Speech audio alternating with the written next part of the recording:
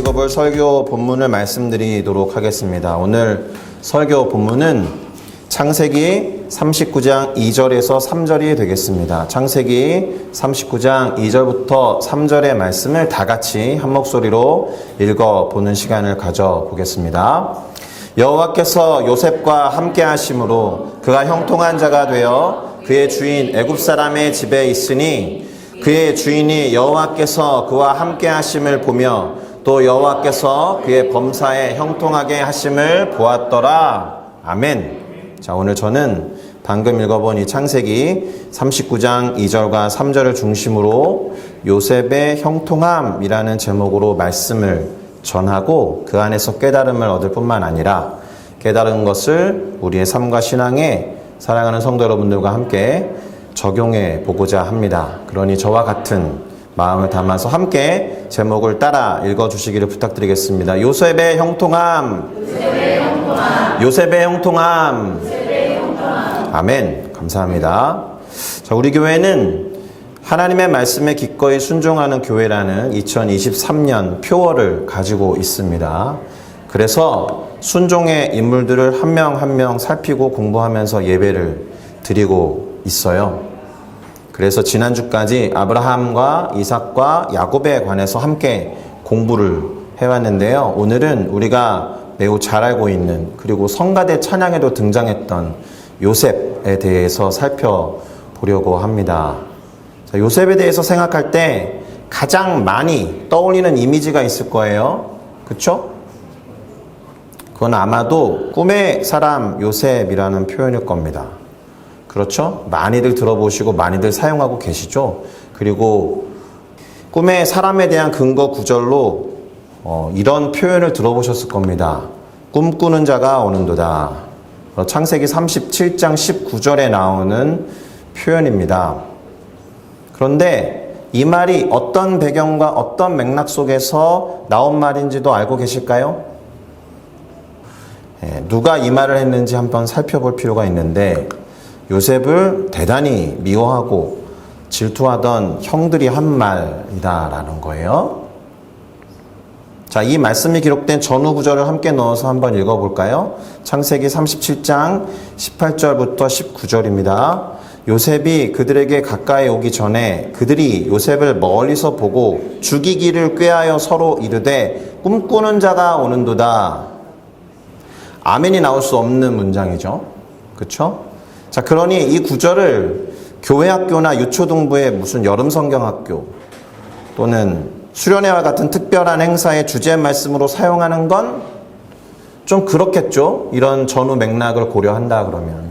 그냥 꿈꾸는 자가 오는도다 라는 구절만 딱 떼면 되게 좋은 말처럼 보이지만 전후 맥락을 또 배경을 조금이라도 이해한다면 그런 식으로 사용하면 안 된다라는 것을 이해하실 겁니다. 더구나 이 다음 구절 창세기 37장 20절을 보면 이렇게 돼 있거든요. 자, 그를 죽여 한 구덩이에 던지고 우리가 말하기를 악한 짐승이 그를 잡아먹다 하자 그의 꿈이 어떻게 되는지 우리가 볼 것이니라 하는지라 라고 되어 있으니 구체적으로 요셉에 대한 살인 계획을 세우고 도모했다라는 것을 알 수가 있어요. 그런데 어떻게 이 구절을 수련회나 어떤 행사의 주제 말씀으로 사용할 수 있겠습니까?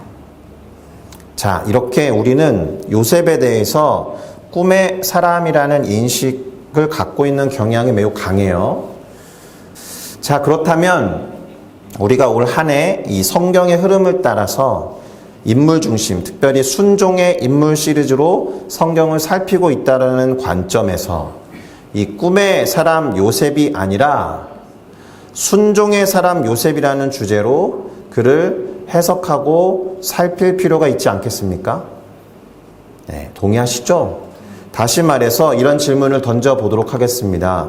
우리가 꿈의 사람이라고 부르는 요셉도 과연 순종의 사람이라고 할 수 있느냐? 어떻습니까?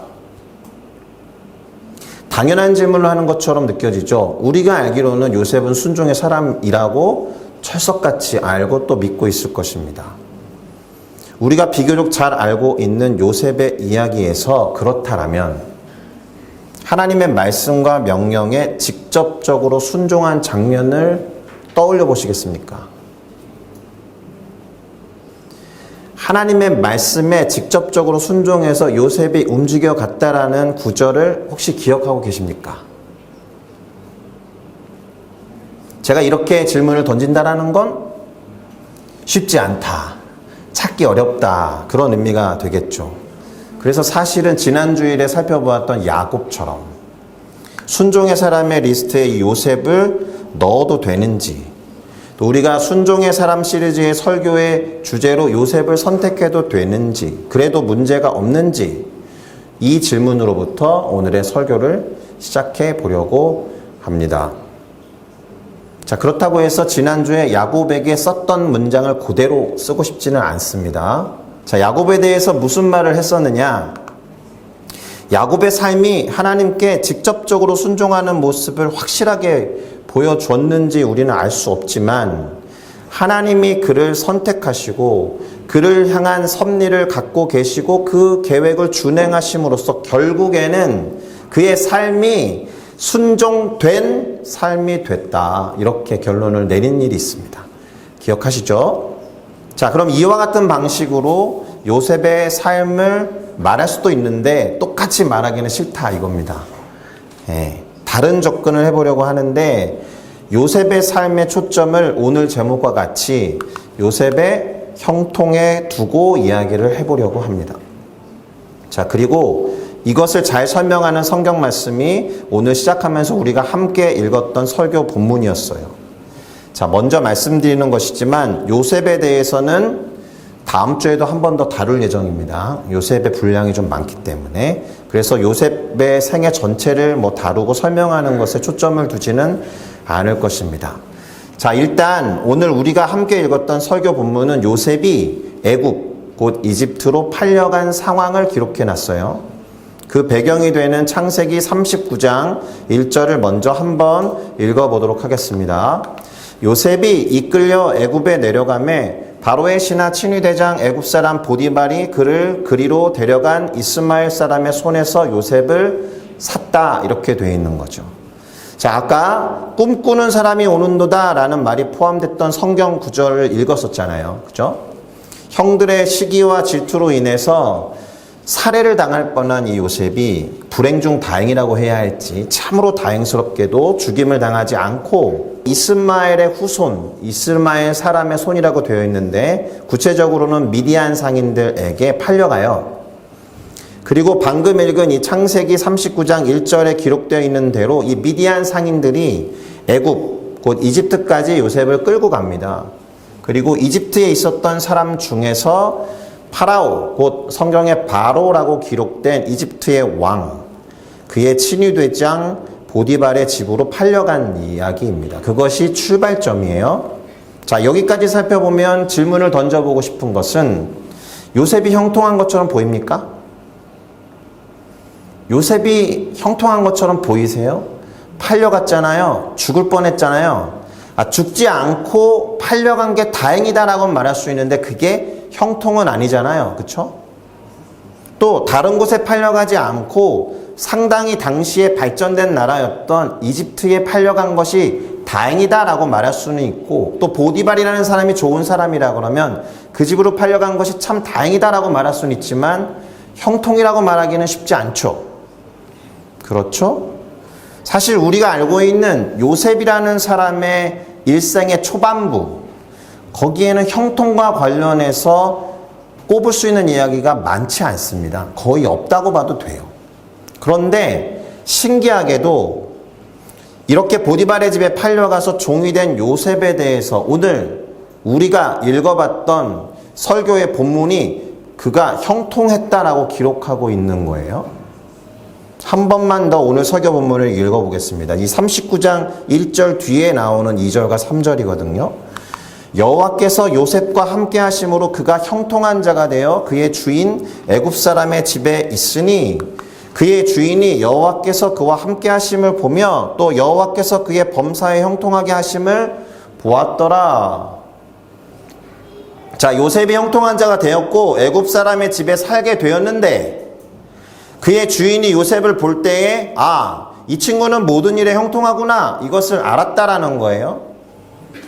다만 요셉의 형통이 이 구절을 통해서 정확하게 무엇을 말하는 것인지 우리는 알 수 있는 게 한 가지 있습니다. 무엇입니까? 요셉의 형통은 하나님이 함께 하시는 것이었다라는 겁니다. 할렐루야. 부귀, 영화, 성공, 성취, 편안함, 우리가 흔히 생각하는 어떤 형통과는 다르게, 그보다 앞서서 훨씬 더 중요한 형통의 본질이 무엇이냐? 하나님이 함께 하시는 것이라는 말이 되는 겁니다. 할렐루야. 사실 이게 오늘의 결론입니다. 자, 이 말과 순종을 어떻게 연관지어야 하는가 하는 과제가 남아있기는 하지만 결론은 저거예요. 형통이라는 것이 하나님이 함께 하시는 것이라는 것을 확실히 인식해야 하는 줄로 믿습니다. 왜일까요? 하나님이 없는 형통, 그 부귀와 영화, 성공과 성취가 무슨 소용이 있겠습니까? 하나님이 없는데. 그렇죠? 심지어 하나님이 함께하는 것을 당시 요셉의 주인이었던 보디발이 알아차렸을 정도니까 얼마나 하나님이 그의 삶에 강하게 함께하시는 것을 볼 수 있었는지 상당히 주목이 되는 지점입니다. 자, 그리고 하나님이 요셉과 함께 하셨다라고 하나님을 주어로 적어놓고 그걸 반대로 말하면 이렇게 될 수도 있습니다. 하나님이 요셉과 함께 하셨다라는 말은 요셉도 하나님과 함께 있었다라는 뜻이 됩니다. 요셉은 하나님으로부터 도망가고 싶었으나 하나님이 꾸역꾸역 잡아다가 함께 있고 싶어서 계속 잡아다 놓았다는 뜻이 아닐 겁니다. 그렇죠? 하나님이 요셉과 함께 하셨다라는 말은 거꾸로 말하면 요셉도 하나님과 함께 있었다라는 뜻이에요. 이것이 그 요셉의 가졌던 형통의 본질이다라는 겁니다. 하나님이 이 요셉과 함께 하셨기 때문에 참으로 다행이다라는 생각이 드는 요셉의 초기의 삶이에요. 자, 그러면 왜 이렇게 말을 해야 되는지 잠시 들여다보고 결론을 향하여 나아가도록 하겠습니다. 요셉의 어린 시절에 대해서 오늘 좀 살펴보려고 합니다. 요셉의 어린 시절이 잘 기록된 본문은 창세기 37장 2절부터 11절인데 우리가 잘 알고 있기 때문에 그냥 옛날 얘기하듯이 살짝 말씀드려 볼 테니 편안하게 들어보시면 되겠습니다. 자, 17세 소년 요셉이라는 말로 시작해요. 17살 소년 요셉은 형들과 양을 치면서 문제는 형들의 잘못을 아버지에게 일일이 일러 바쳤다라는 거예요. 이 요셉이라는 친구가. 하나님이 함께 하셔서 야 저거 일러 바쳐라고 말씀하셔서 순종함으로 갔던 건 아닐 거 아닙니까? 게다가 야곱은 요셉을 노년에 얻었기 때문에 그리고 그토록 사랑했던 라헬이라는 아내로부터 얻었던 첫 번째 아들이었기 때문에 엄청 사랑했습니다. 그래서 화려하게 장식한 긴 겉옷을 만들어 입혔다라는 거죠. 그러자 그의 형들이 아버지가 자기들보다 요셉을 더 사랑하는 걸 보고 요셉을 미워하여 그에게 말도 잘 건네지 않았다라는 거예요. 게다가 요셉은 형들에게 꿈 얘기를 2번이나 했어요. 그리고 그것이 형들로 하여금 요셉을 더 미워하게 만들었습니다. 이런 식입니다. 우리가 밭에서 곡식단을 묶더니 내가 묶었던 단이 일어나는 거 아니겠어요, 형들? 그런데 형들의 단들이 제 단을 둘러서서 절하는 걸 봤습니다. 자, 형들이 뭐라고 생각했겠습니까? 야, 네가 우리의 왕이 된다는 뜻이냐? 참으로 네가 우리를 다스리겠느냐? 그 꿈과 그가 전했던 말 때문에 요셉을 더욱 미워했다 이렇게 되어 있습니다. 한 번으로 좋겠던 것을 2번째 합니다, 이 친구가. 이쯤 되면 상당히 눈치가 없어요. 요셉이 다시 꿈을 꾸고 해와 달과 11별이 자신한테 절한다라는 말을 형들뿐만 아니라 아버지한테도 하는 거예요. 그러니까 이제는 아버지 이스라엘 곧 야곱도 요셉을 꾸짖습니다. 네가 꾼 꿈이 무슨 뜻이냐? 나와 너의 어머니가 또 네 형들이 참으로 가서 땅에 엎드려 너에게 절하겠느냐? 이렇게 아버지 야곱도 화를 내면서 이야기합니다. 그런데 요셉이 이렇게 꿈 얘기를 2번 했잖아요. 형들은 모두 시기하고 더 미워했는데 요셉의 아버지였던 이스라엘, 곧 야곱은 그 꿈 얘기를 간직해 두었다라는 기록이 나옵니다. 11절에 보니까 그의 형들은 시기하되 그의 아버지는 그의 말을 간직해 두었더라. 자, 어떻습니까? 지금까지 살펴본 요셉의 삶에서 순종이라고 꼽을 수 있는 장면을 발견하셨습니까? 우리는 순종했던 요셉이라고 아주 편안하게 명명할 수 있을까요? 아버지 이스라엘, 곧 야곱의 말을 잘 들었다. 요 정도. 아버지한테 순종 잘하는 아들, 이쁨 받았던 아들이라는 점이 조금 도드라지게 나타날 뿐입니다. 그리고 굳이 제가 어거지로 요셉도 순종한 사람입니다라고 말하기 위해서 그가 꿨던 꿈에 주목해. 그 꿈이 하나님으로부터 왔다라는 전제 하에 하나님이 그에게 꿈을 주셨다라는 것이 너무 기쁘고 그 꿈이 너무 믿음직스러워가지고 기쁜 나머지 하나님이 보여주신 계시를 믿고 말했다라는 측면을 순종한 요셉이라고 말할 수 있겠는가? 그렇다라고 해도 하나님이 얘야 내가 너에게 꾸게 한 꿈을 형들에게 가서 말해라 라는 말씀을 주셨으면 가서 말한 게 순종한 거다라고 말할 수 있겠지만 그것도 어렵다라는 거예요. 재미난 것이 있습니다. 그렇게 꿈 얘기를 했는데 형들의 시기심을 더 부추겨서 애국으로 팔려가게 됐잖아요. 그쵸? 요셉의 순종은 뭐라고 말할 수 없겠는데, 확신할 수 없겠는데 이렇게는 말할 수 있을 것 같아요. 이 친구가 믿음이 아주 순수하게 강해서 하나님이 주신 꿈을 확실히 믿고 기분이 좋은 나머지 그가 보고 믿은 것을 말하는 사람이었구나. 이렇게까지는 아주 긍정적으로 표현할 수 있겠습니다. 여기까지는 좋아요. 그렇게 긍정적으로 순수한 믿음을 가진 요셉이 자신이 본 것을 말로 선포했더니 상황이 그렇게 돼야 되는데 거꾸로 갑니다.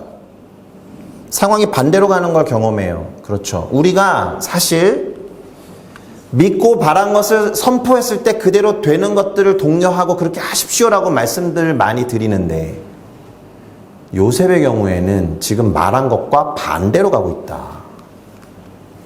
상당히 당황스럽겠죠. 그럼에도 불구하고 우리는 압니다. 잠깐 반대로 가는 것처럼 보이지만 우리는 요셉의 이야기를 다 알고 있기 때문에 최종적으로 저 꿈대로 된다는 것을 잘 알고 있어요. 그쵸? 처음 들어보는 이야기는 아니시죠? 그러니 지금 이 지점에서 첫 번째 교훈을 하나 말씀드려 보겠습니다. 그것은 무엇이냐? 어떤 특정 시간에 벌어진 한 가지 사건 또는 일련의 사건들이 그 사람의 최종적인 결국을 말해줄 수는 없다. 섣부르게 판단할 수 없다는 뜻입니다. 여전히 어떤 지점에서 판단을 하기에는 우리의 삶이 너무 짧아요. 더구나 우리 모두는 영원을 살아가는 사람들이기 때문에 이 인생에서 벌어지는 한 가지 일을 가지고 내 삶이 그렇게 됐구나라고 섣부르게 판단할 수 없다는 겁니다. 다른 사람의 이야기도 마찬가지고 그 사람 그렇게 된 걸 보니까 헛살았어 이런 식의 말들을 함부로 해서는 안 된다라는 뜻입니다. 바로 이어서 두 번째 교훈을 말씀드려 보겠습니다. 그것은 어떤 일이 하나님으로부터 시작된 것이라면 그 일은 결국에는 합력하여 선을 이루시는 도구가 될 거다라는 것입니다. 아멘이십니까? 이렇게 말하고 선포할 수 있는 근거가 어디에 있습니까? 로마서 8장 28절이라는 성경 구절에 있잖아요. 우리가 알거니와 하나님을 사랑하는 자 곧 그의 뜻대로 부르심을 입은 자들에게는 모든 것이 합력하여 선을 이루느니라. 아멘. 자, 요셉은 하나님의 뜻대로 부르심을 입은 자죠. 왜요? 그의 집안이 그랬으니까. 하나님이 뜻을 가지고 계획을 가지고 아브라함을 부르실 때부터 요셉의 가족은 하나님의 뜻대로 부르심을 입은 자들로서 하나님의 뜻이 그들의 가족 안에서, 그들의 계보 안에서, 그들의 흐름과 족보 안에서 어떻게 이루어질 것인지를 우리로 하여금 기대하게 하는 집안이란 말입니다. 그래서 요셉에게 벌어지는 모든 것들이 결국에는 하나님의 선을 이루는 도구가 될 거다라고 확신해서 말할 수가 있는 거예요. 다만 여기서의 선이 무엇입니까? 하나님의 관점에서의 선이에요. 우리가 생각할 때의 선이 아닌 것처럼 보일 수도 있다라는 뜻입니다. 그렇기 때문에 그러한 하나님의 절대 주권에 순종할 것인가, 순종하지 않을 것인가가 관건이다라는 거죠. 여기서 순종이라는 포인트를 하나 갖고 오는 겁니다. 요셉은 하나님의 부르심을 받은 사람으로서 그냥 그의 삶을 살고 있었는데 상황이 거꾸로 갔잖아요. 반대로 반려가기도 하고 형들의 시기와 미움을 당하기도 하고 그랬잖아요. 나중에는 옥에 갇히기도 하고. 그러나 성경 어디에도 요셉이 하나님을 원망했다 이런 구절은 적혀 있지 않습니다. 그러니까 하나님의 뜻대로 부르심을 입은 요셉의 삶에서 벌어진 우리가 볼 때 형통하지 않은 것 같은 삶의 모습 속에서도 요셉은 하나님을 원망하지 않았다. 이 말은 하나님의 절대적인 주권과 그분의 계획을 마음에 품고 순종했다라는 말을 할 수 있는 근거가 됩니다. 자, 그럼 이제 요셉의 형통과 관련해서 두 가지 교훈을 더 말씀드리고 결론을 맺어볼게요. 그것이 무엇이냐 하면 하나님이 주시는 형통은 문제가 전혀 없는 삶을 의미하지 않는다라는 거예요. 요셉이 하나님이 함께 하시는 사람이었다면 또 하나님이 형통케 하시는 사람이었다면 우리 상식에서는 아예 팔려가지 말았어야죠. 또 보디발의 아내로부터 억울하게 유혹을 당하지도 않고 모함을 당하지도 않았어야죠. 아니면 그 이전에 형들로부터 시기나 미움을 받지 않게 하셨어야죠, 하나님이. 이런 생각을 우리가 상식적으로 할 수 있는데요. 요셉의 삶을 보면 하나님의 형통이 문제가 전혀 없는 삶을 말하고 있지 않다라는 걸 드러내고 있습니다. 조금 다르게 말하면 이렇게 말할 수 있습니다. 하나님의 형통은 어떤 육체적인 편안이나 안락함이 아니라 내적인 평안일 것이다. 그리고 어떤 성공이나 성취보다도 성숙과 성품에 있을 거다. 이렇게 말할 수 있습니다. 실망하셨습니까? 하나님의 계획 안에 내가 머물고 하나님의 뜻에 따라 원망하지 않고 따라가는데 부귀 영화와 뭔가 성공과 성취를 느낄 수 있습니다. 쟁취할 수 있습니다. 라는 메시지를 제가 전해드리면 더 좋겠죠. 그러나 성경에 나오는 인물들, 그들의 실상에는 그런 것보다는 하나님과 함께 하시는 평안, 그리고 하나님이 만들어 가시는 성품, 그리고 성숙에 더 방점이 있다라고 이해하셔야 됩니다. 물론 하나님은 결국에는 마치 솔로몬에게 내가 너에게 뭘 줄까라고 했을 때 듣는 마음, 지혜를 구했더니 그에게 부귀 영화 모든 것들을 주신 것과 유사하게 하나님의 사람들을 결국에는 우리가 아는 상식 속에서도 형통케 하실 거다라는 믿음이 우리 가운데 있습니다. 자, 마지막으로 하나님의 사람들에게도 주름과 굴곡이 없지 않다는 거예요. 그리고 하나님은 그것들을 없애주시지 않습니다. 그보다는 하나님이 하시는 방법은 이런 거예요. 그러한 굴곡과 주름들을 가지고 어떤 모양을 만들어낼까? 흔히 우리가 말하는 관록이나 연륜이라고 부르는 어떤 인생의 중환, 그런 어떤 무게감을 오히려 만들어 주실 거다라는 겁니다. 그래서 그것이 성숙이 되고 훌륭한 성품이 될 거예요. 자, 우리가 재미있는 드라마나 영화의 플롯 생각해보면 결코 단조롭지 않습니다.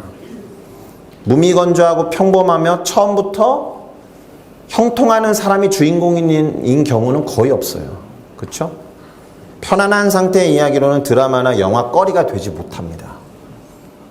사람들이 좋아하지도 않아요. 오히려 굴곡과 막 격동이 있고 반전도 있는 이야기를 사람들은 좋아합니다. 그리고 그것들이 가진 의미를 막 알고 싶어 하고 그게 어떻게 결론을 짓지? 이렇게 막 궁금해하면서 그것 자체를 즐기고 싶어 한다라는 거죠. 그리고 그래야 우리의 삶을 거기다 갖다 대기도 하지 않습니까? 막 대입해.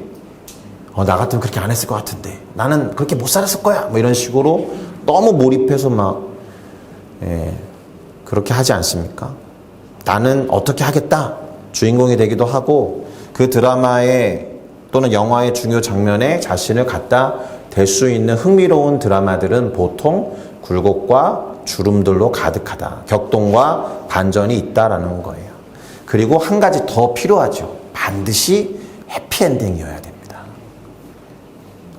요셉의 이야기가 딱 그래요. 동의하실 겁니다. 정리를 한번 해보겠습니다. 요셉에 대한 지배적인 이미지는 확실히 꿈일 겁니다. 꿈을 떠나서 요셉을 말할 수 없습니다. 그래서 히브리서 11장에 나오는 요셉에 관한 진술도 그렇게 해석될 수 있는 구절로 적혀 있습니다. 히브리서 11장 22절에 보니까 믿음으로 요셉은 임종시에 죽을 때에 이스라엘 자손들이 떠날 것을 말하고 또 자기 뼈를 위하여 명령하였으며 라고 되어 있습니다. 그러니까 하나님이 비전을 주신 거예요. 요셉에게. 그리고 그는 예전에 젊었을 때에 형들에게 말한 것처럼 그 주신 비전에 대한 강한 믿음을 갖고 있었어요. 그리고 내다보면서 저렇게 말한 거예요. 똑같이. 그런데 요셉이 저렇게 말한 뒤에 이 말이 성취되기까지 400년이 걸려요. 이 말은 요셉이 말만 했다 하면 상황은 다 거꾸로 간다는 거예요. 요셉이 자기 꿈 얘기를 했더니 형통하기는커녕 팔려갔죠. 요셉이 죽기 직전에 이스라엘 자손들이 이집트로부터 떠나갈 거야 라는데 걸린 시간이 400년. 거꾸로 종살이를 하고 노예가 됩니다. 요셉이 총리가 돼서 모두가 대우를 받고 환영을 받았던 때는 잠깐이었고 상황은 거꾸로 가요. 힘든 나라들을 계속 보내게 됩니다. 요셉의 말을 잊어버릴 정도로. 그러나 우리는 또 잘 알고 있지 않습니까? 요셉의 말처럼 이스라엘 민족은 결국 애굽을 벗어나서 적과 꿀이 흐르는 땅을 향하여 나아갔고 그들이 애굽을 탈출할 때 요셉의 뼈를 챙겨서 나가거든요. 자, 이처럼 요셉의 삶도 두드러지게 순종에 대해서 이야기할 건덕지가 그렇게 많지는 않습니다. 구체적인 사건이 기록되어 있지는 않지만 그가 하나님이 함께 하시는 형통의 사람이었고 그로 인해서 하나님이 주신 꿈처럼 모든 것이 이루어졌으며 하나님이 선택하시고 부르신 사람의 삶이 어떻게 되겠구나라는 모델이 된다는 것은 분명해 보입니다. 이것이 요셉의 삶에 관한 순종과의 커넥션이에요. 그러니까 하나님이 합력하여 선을 이루신다라는 믿음을 갖고 말을 하든 말하지 않든 어쨌든 하나님과 동행했을 때 나타나는 하나님의 절대 주권 속에서의 결말, 그것을 제대로 보여주는 사람이 요셉이다라는 것입니다. 할렐루야. 네. 그러니 하나님이 함께 하시는 것이 진정한 형통이라는 것을 깨달으셔야 됩니다. 우리와 함께 하시는 하나님과 동행하면서 비록 지금의 상황이 남들이 봤을 때 또 내가 볼 때 형통한 것처럼 보이지 않는다라고 해도 요셉이 그러지 않았던 것처럼 하나님을 원망하지 않고 그분과 끝까지 동행하는 그와 같은 사람이 되시기를 예수님의 이름으로 축복합니다. 아멘. 할렐루야.